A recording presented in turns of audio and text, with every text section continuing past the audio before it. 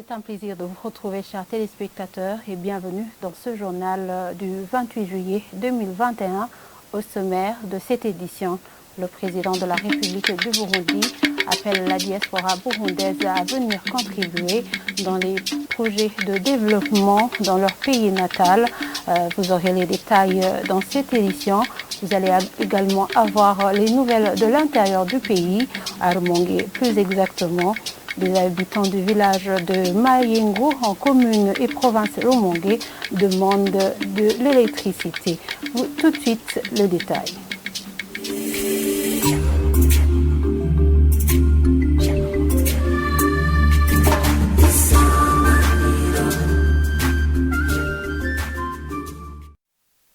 Encore une fois, bienvenue, chers téléspectateurs. Le président de la République du Burundi appelle les Burundais plutôt vivant à l'extérieur du pays à contribuer au développement de leur pays natal dans les différents secteurs qui font la vie nationale.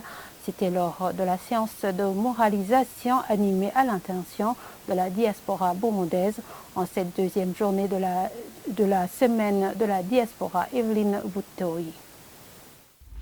Le président de la République vient d'animer une séance de moralisation à l'endroit des différents Burundais vivant à l'étranger, notamment ceux qui viennent de l'Europe, ceux qui viennent de l'Océanie, ceux qui viennent de l'Asie, justement pour échanger sur le développement de ce pays, pour échanger sur le changement des mentalités, pour échanger sur leur contribution afin que notre pays puisse se développer et puisse avoir l'image que tous les Burundais souhaitent avoir.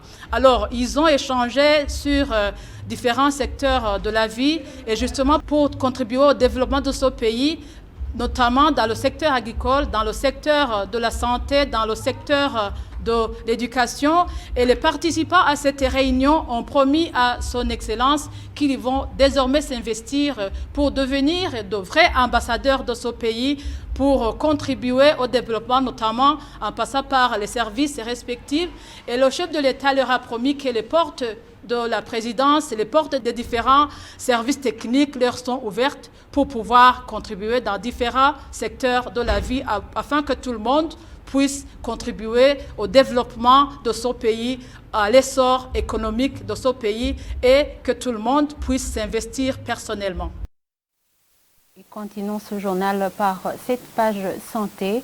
5% de Burundais vivent avec le virus de l'hépatite B et environ 10% sont porteurs du virus de l'hépatite C au Burundi. Des résultats présentés ce mercredi lors du lancement officiel du dépistage de l'hépatite virale sur les femmes enceintes, une activité lancée en présence de la première dame Angéline Ndayishimiye. Elle appelle à toutes les femmes plutôt à se faire elle appelle plutôt les femmes enceintes à se faire dépister à temps. Reportage. Au Burundi, la situation des hépatites virales de janvier 2018, la prévalence du virus de l'hépatite B varie de 5 à 10% et celle du virus de l'hépatite C est proche de 10%. Ministre de la Santé publique et de lutte contre le sida, Dr Tadei Ndikumana, précise que cette maladie existe bel et bien au Burundi. La maladie due au virus de l'hépatite existe car les données nous montrent que c'est une maladie qui menace la population. Les études déjà menées ont montré que plus de 5% ont du virus de l'hépatite B et près de 10% ont du virus de l'hépatite C. Les bénéficiaires de ce dépistage, qui sont des femmes enceintes, apprécient positivement l'organisation de ce dépistage. C'est la première fois que je fais ce dépistage et je l'ai bien accueilli car je connais désormais mon état de santé et ça va m'aider à ne pas transmettre ce virus de l'hépatite à mon futur bébé. La première dame, Angéline Ndayishimiye, qui a rehaussé de sa présence aux activités de lancement du dépistage de l'hépatite aux femmes enceintes, les a appelés à se faire dépister à temps. Elle a également demandé aux partenaires techniques et financiers de continuer d'aider le Burundi pour lutter contre les hépatites virales. Umukenyezi wese yibungenze ahamagarirwa kwipimisha umugera w'igitigu. Toute femme enceinte est appelée à se faire dépister du virus de l'hépatite pour connaître son état de santé afin de protéger son enfant. Puisque les examens du virus de l'hépatite sont chers, nous interpellons ceux qui aident le Burundi dans le domaine de la santé à multiplier les efforts pour avoir du matériel nécessaire, de même que les médicaments pour lutter contre le virus de l'hépatite et les disponibiliser dans tous les centres de santé. La campagne de dépistage de l'hépatite aux femmes enceintes est organisée sous le thème « L'hépatite ne peut pas attendre, les mamans ne peuvent pas attendre » et 500 femmes enceintes de la mairie de Bujumbura sont attendues pour ce dépistage qui va durer 3 jours. Quittons Bujumbura pour l'intérieur du pays, en Tivito, plutôt à Rumongue, les victimes des catastrophes naturelles en commune Muhuta, actuellement abritées dans le village de Mayengo, en commune et province Rumongue, se lamentent. 2 ans bientôt vont s'écouler sans être branchés au courant de la régie des eaux. Malgré la disponibilité des premiers équipements, ces habitants demandent au gouverneur de Rumongue de s'investir pour l'aboutissement de ce projet. Reportage de Misago. Dans l'espoir d'une alimentation en courant électrique dans le village de Mayengo, abritant les victimes des catastrophes naturelles de la commune Muhuta, était né au début de l'année 2020 avec l'installation dans ce village d'un transformateur abaisseur de tension et des câbles basse tension. Cet espoir ne durera que le temps de la rosée, car jusqu'à présent, les problèmes consécutifs au manque de courant électrique dans ce village font parler d'eux, des problèmes aggravés par le vol des panneaux solaires à ceux qui s'en sont procurés.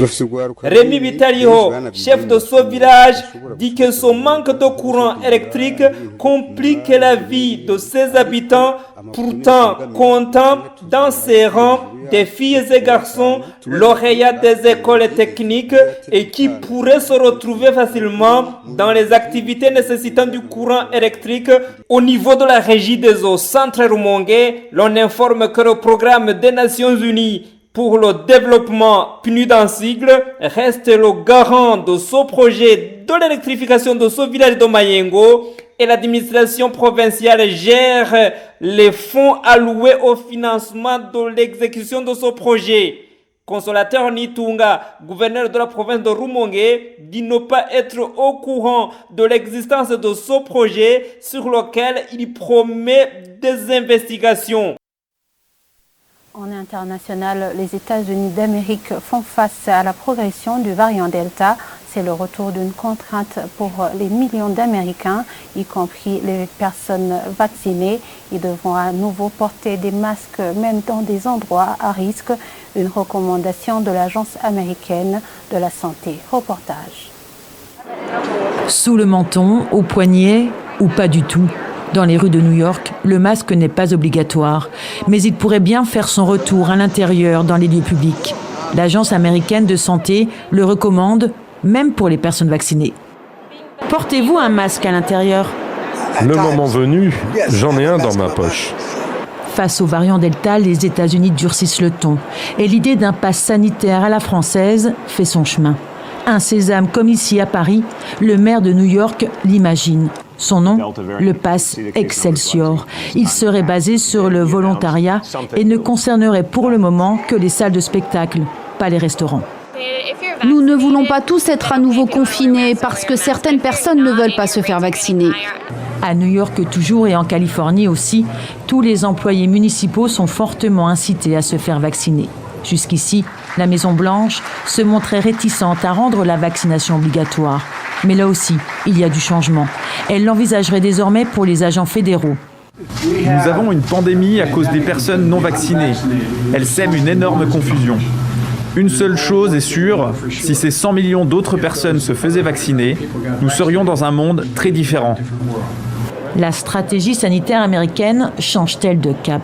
Près de 52 000 nouveaux cas ont été détectés dans le pays lors des dernières 24 heures. Le nombre de contaminations est en forte hausse dans une grande partie du sud des États-Unis, au Texas, en Floride et dans le Missouri. Des États où la campagne de vaccination est au ralenti. Et voilà, c'est sur ce reportage que nous clôturons ce journal. Merci de nous avoir suivis et très bonne suite de programmes sur la télévision Isanganiro.